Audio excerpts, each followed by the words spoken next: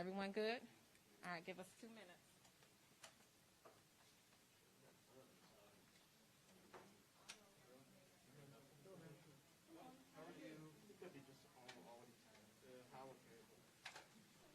Mic check, mic check, mic check, mic check, mic check. You good?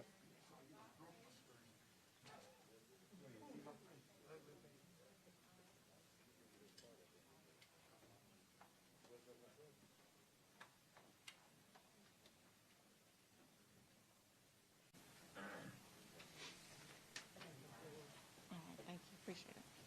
Good morning, everyone. Is everyone ready? Of course, you're here at the Atlanta Police Department. We're here to discuss a recent homicide that took place in the city of Atlanta as well as Woodstock. This press conference will start off with the mayor of the city of Atlanta, Mayor Keisha Lance Bottoms. Thank you, Mayor Bottoms.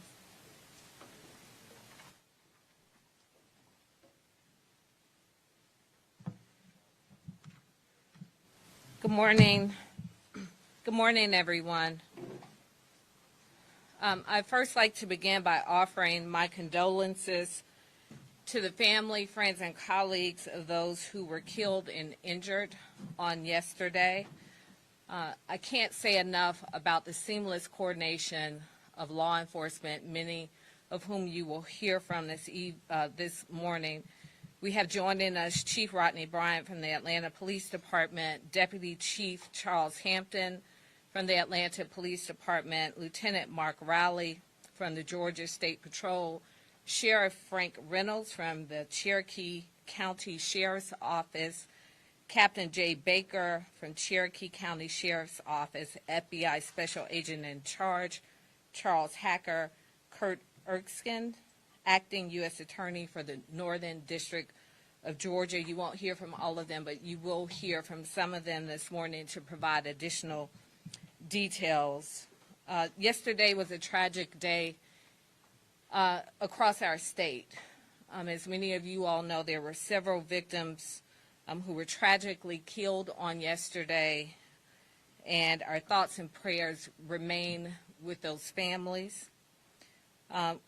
Whether it's senseless violence we've seen play out in our streets or more targeted violence like we saw on yesterday, a crime against any community is a crime against us all. I've been in contact with the White House. I spoke with someone last night and again this morning. Of course, President Biden offers his full support and concern to our great state, and the White House has offered to support us with any additional resources and support that we need as we continue not just this investigation, but as we continue to deal with the spike in crime that we have seen since this pandemic began. Again, the coordination of law enforcement was spectacular on yesterday. This was a tragic day with many victims, but thankfully the suspect was quickly apprehended. And as I was talking with Special Agent in Charge, Chief Hacker, as we were coming in, he was sharing that he's not had better coordination with the Atlanta Police Department than he has had as of late. And certainly we thank the State Patrol, Cherokee County, and I believe it was Crisp County, where the suspect was apprehended, and all of our partners and stakeholders throughout the state who assisted with this the apprehension of this suspect. I will now turn it over to Chief Bryant to share additional information, and we will hear from our other law enforcement representatives to share more details on what happened on yesterday and where we stand today. Thank you, Madam Mayor. We will present in the chronological order so that we could better inform you on how things played out. So we'll start off with Sheriff from Cherokee County, Sheriff Reynolds from Cherokee County, and then it will go to me. We both have our investigator leads that could go into more details as a result of what happened and what transpired through the investigation. I think that it's important that we first acknowledge the fact. I know that we've received a number of calls about, is this a hate crime? We are still early in this investigation. So we cannot make that determination at this moment. Again, we are very early in this investigation. Even though we have made an arrest, there's still a lot more work to be done. And so with that being said, I would just wanted to make sure that I know that that's going to be a concern and that you were probably asking that of many of us. We are just not there as of yet. Again, so thank you all, and we'll start with Sheriff Reynolds, Cherokee County. Thank you, Chief. Thank you, Mayor Bottoms. So we got a call about 4:55 yesterday afternoon of shooting in the Bells Ferry 92 area of southwest Cherokee County. Our deputies responded and found multiple gunshot victims.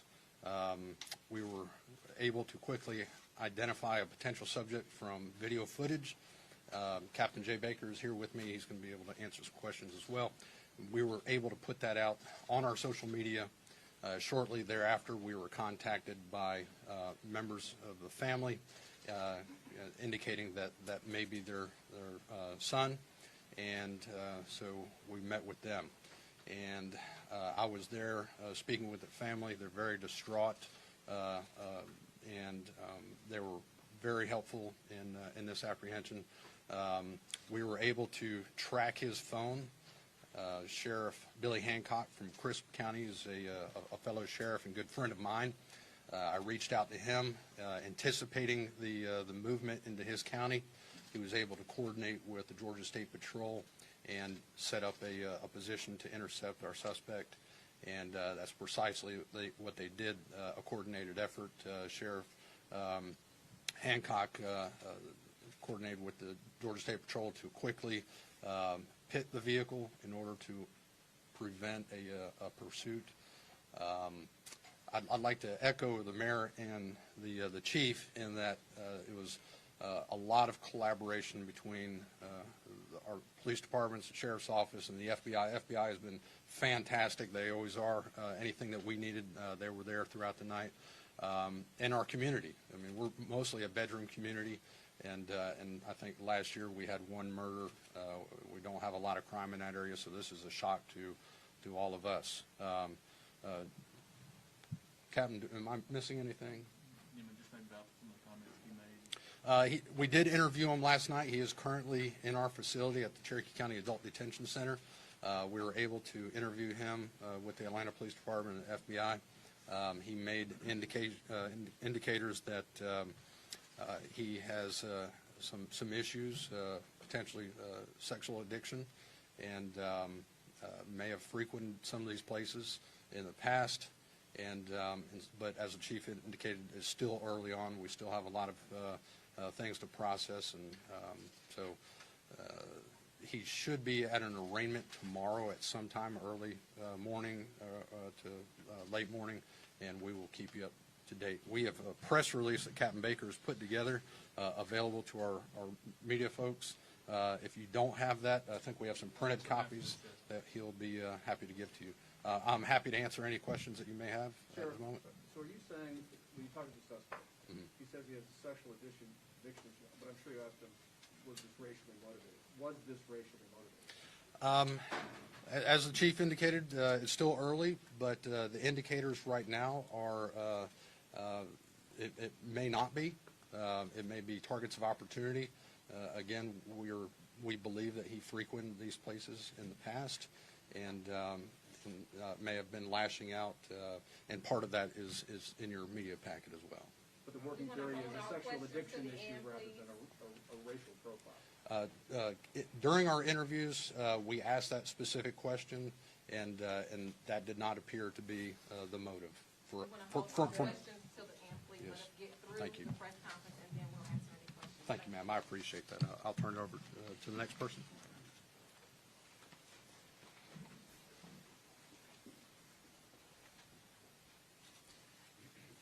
So on yesterday at 5:47, our units responded to 1916 Piedmont Road. on a robbery call. Upon arrival, they discovered 3 females shot inside this location.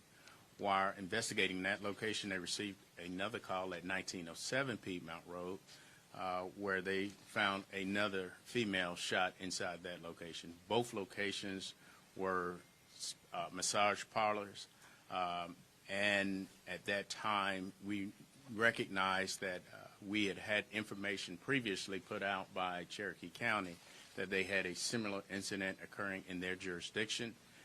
Immediately, the sheriff and I and the chief in that jurisdiction started having conversations, trying to bring things together. As we stated earlier, the collaboration between the different our local and state partners, we immediately start having conversations to coordinate our efforts to determine who the subject that we were looking for.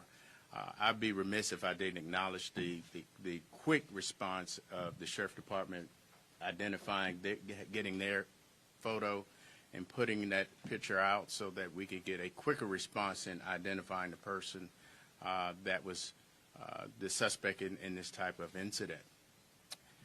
Once we were able to get our information and gather our information, coordinate with Cherokee County, we immediately put that out metro-wide, having conversations, again, as I stated, with our federal, state, and local partners. All immediately asked what could they do. All resources immediately started getting involved so that we could bring this to a quick closure. And from that, I'll turn it over to Georgia State Patrol, who concluded with the arrest. Good morning. Yesterday afternoon, after the 2 incidents occurred here in Fulton and Cherokee counties, there was a lookout put out. There was also intel given. Our GEMA liaison and GEMA and Homeland Security liaison sent out emails letting us know a potential area where the suspect's vehicle may be. The sheriff of Cherokee County reached out to his partner down in Crifts County, who reached out to the Georgia State Patrol in Cordele. And we had a trooper monitoring traffic on I-75 South. The trooper observed the suspect's vehicle traveling south. He started following the vehicle and waited for backup, which included 2 other Georgia State troopers, as well as the sheriff of Crist County and some of his deputies. They initiated a traffic stop and then immediately pitted the vehicle. After the vehicle was pitted, the suspect was taken into custody without further incident and transported to the Crist County Jail.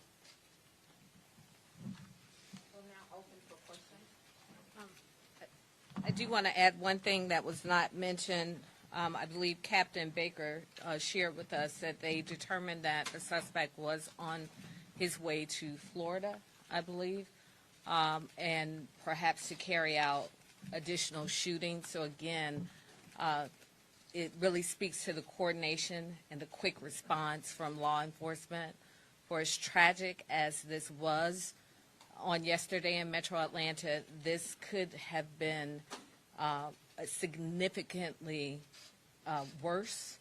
And again, I can't express enough my gratitude for the coordination, and the public as a whole should be grateful that this suspect was quickly apprehended, because it is very likely that there would have been more victims on yesterday. Can you explain a little bit more about what the locations were that you targeted? The sheriff mentioned you had a sexual addiction. Were they places where somebody could have sexual encounters, or were they more traditional spa-like venues? We are not about to get into victim blaming, victim shaming here. As far as we know in Atlanta, we've not had any calls, 911 calls from that location. I believe one minor call on someone stealing some keys. So we don't know additional information about what his motives were, but we certainly will not begin to blame victims. And as far as we know in Atlanta, these are legally operating businesses that have not been on our radar, not on the radar of APD. Mayor, Can what's your someone talk to message us to about the, the what's your message to? the surviving victim that was shot outside of the store? Can someone talk to us about that at all? That's a question for our Cherokee partners. Thank you. I'm Captain Jay Baker of the Cherokee Sheriff's Office. So that victim is stable. He's in stable condition at Wellstar Kennestone Hospital in Marietta. Was he caught in the crossfire, or do you think he was a? Don't know. And by the way, I agree with the mayor. We're not going to do any victim shaming. We're not sure what his presence was there. And the other people that were killed at that location, we're not going to say whether they were employees or whether they were there just by happenstance. So just don't want to go into that at this time. I do have a press release with their names that we will give y'all when this is over with. So Is that the only survivor? that is the only survivor. We had 4 killed and 1 survived. Thank you. During the interview with the suspect, The suspect was perhaps upset at these locations for allowing him to have an outlet for his addiction. Can you elaborate on that? Yeah, let me go into a little bit of detail. So the suspect did take responsibility for the shootings. He said that early on once we began the interviews with him. He claims that these, and as the chief said, this is still early, but he does claim that it was not racially motivated. He apparently has an issue, what he considers a sex addiction, and sees these locations as something that allows him to go to these places, and it's a temptation for him that he wanted to eliminate. Like I said, it's still early on, but those were comments that he made. Did he discuss any kind of religious motivation for this, or was he responsible? Not that I'm aware of. Not that I'm aware of. Or political?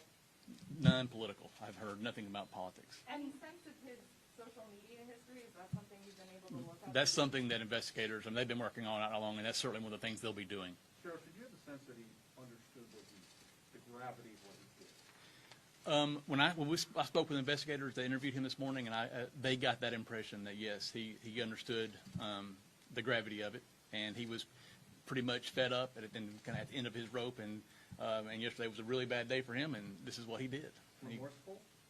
I'm not going to go to. I don't know if he was remorseful or not. he mentioned Florida. Was he a student? Does he live with his parents? He's 21 years of age. It's my understanding he does not live with his parents. I don't know who he was living with at the time of this incident.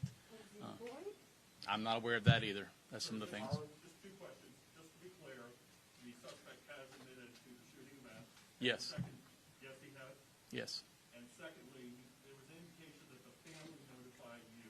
What indications or what reasons did the family notify you? We put out an image of a possible suspect very early on in this incident, and we were notified by his family, who were fully cooperative, and we are greatly appreciative of their assistance in this matter. How did you get the image, Sheriff? Was the image from the surveillance? Surveillance cameras. There were several businesses there, and we were able to get images from those. And then you also ID'd his car also from The car, and then, of course, obviously, we were able to get in touch with the parents who identified it from social media that was their child. You their son. mentioned Florida. Were there any? Did he mention any particular businesses that he was going after in Florida? Just my understanding, it was some type of porn industry in that state that he was wanting to go do some similar act in that location. No additional details at this time. I'm sorry to clarify, did you say earlier that in interviewing the suspect, he said it was not racially motivated? He did make that claim. Despite there not being a racial motivation, there has been a very real set of anti-Asian hate attacks across the country. We heard from New York City police that they're actually sending resources out of an abundance of caution to their Asian communities across the city. Now, for any of the law enforcement partners here, is there anything similar as far as strategy and extra support for either the Asian American communities in Metro Atlanta or similar businesses like massage parlors?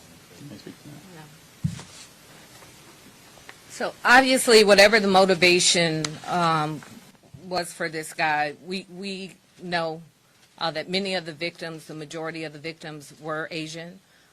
We also know that this is an issue that's happening across the country. It is unacceptable, it is hateful, and it has to stop. That being said, we are coordinating in real time to make sure that our communities have the resources that they need. We have not seen a significant uptick in formal complaints within the city of Atlanta, but obviously this is a large metropolitan region. And we know that we're hearing the stories. We're seeing them on television. We're seeing them on social media. So we certainly are aware, and we stand ready to provide any additional resources. But again, because of the quick coordination, when I was on my way home from City Hall last night, when I received the alert that there was a business shooting on Piedmont Road, I immediately called Chief Bryant, who had already been in touch with Cherokee County, and they were already making the connection. So we had a very rapid response, but certainly we will continue to be proactive and provide resources to the extent that we can to make sure that our communities are protected. And again, encouraging anyone. We know many of our communities are sometimes hesitant to bring in law enforcement. If there are things and concerns that are happening in your communities, around your businesses, et cetera, there's nothing too big or too small that we want to be aware of it all to make sure that we can provide resources and respond accordingly. Can you clarify what sort of weapons were retrieved from his vehicle or did he use in the shooting, and were they all legally obtained weapons? I can tell you that a 9mm firearm was located in his vehicle when he was taken into custody. Whether it was legally obtained will be one of the things that our investigators will be looking into. And just to be clear, our victims, I know that obviously Atlanta, all their victims were Asian. 2 of our victims were white, in case anyone was unaware of that. We have 2 Asians and 2 whites that were killed at our location. That's one of the things that this time we're not going to go into details about why they were there. The 9mm, that was the weapon he used? Well, obviously, we'll have to do forensics on the firearm, but we're confident that it is. But it was the only weapon that you found? Yes, yes. Did he have like a bunch of No other weapons were located in the vehicle. How much ammunition did you find? Pardon me? Do you have a sense of how many times you shot, how much ammunition? I don't have that information. Is there any reason to believe that other similar businesses should still be concerned today? Is there still a threat? To my opinion, that he was acting alone. There's no indication that anyone was working with him, so we're confident that's not going to be a problem. And sir, can you clarify, you said he was on his way to Florida, where you believe that you and the mayor said that you believe he would have engaged in additional acts of violence against similar businesses? He made a comment to that effect, that he was headed to Florida and that he was going to do similar acts in that state. And the issue was that he wanted to destroy what had been tempting him? It sounds to me like these locations, he sees them as an outlet for him, that some things that he shouldn't be doing, and that an issue with porn, and that he was attempting to take out that temptation. And he had visited both of those locations before? Pardon me? He had visited both of those locations? I'm unaware if he had been to those specific locations. Got it. One more? Anybody? What was the conversation like with his family? Is there anything you can share about that? I don't want to go into details other than to say that we are really appreciative of the family. Without them, this would not have happened as quickly as it happened. They were very supportive, and certainly this was difficult for them. Did he resist at all during the arrest? No, he did not resist. Mental health history? Thank you all. Thank you. And by the way, I'll bring out our press release and put it out here for y'all shortly. Someone left their eyeglasses. The chief That's me, it's my phone. glasses. Maybe share her. I'm going to go over the list of who spoke in the order that they spoke, if you're ready.